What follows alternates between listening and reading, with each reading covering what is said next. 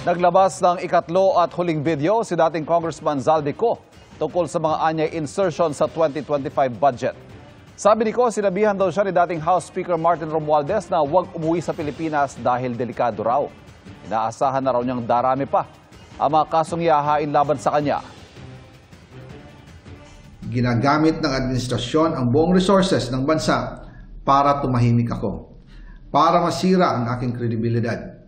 Darami din ang banta sa buhay ko at ng aking pamilya.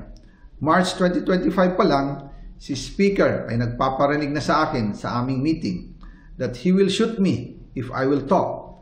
At pagkatapos niyang sabihin sa akin in a phone call na, "Don't come home, he will take care of you," tumawag ulit si Speaker Martin at sinabihan niya ako na pag umuwi ako will be dangerous. Kasi they might hire someone to do a rub out on me or hire the police to kill me while in jail. May mga ilalabas pa raw na ibang impormasyon si Ko sa mga susunod na araw.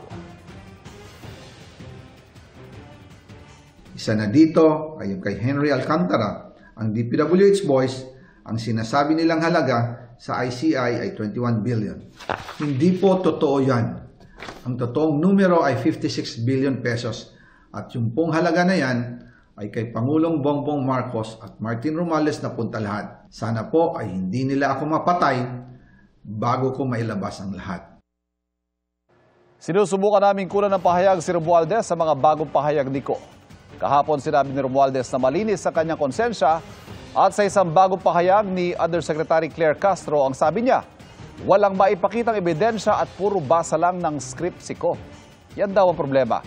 Ang sabi pa ni Castro, ang expose daw na inaasahan ng mga kaalyado niya, naging comedy series na anya.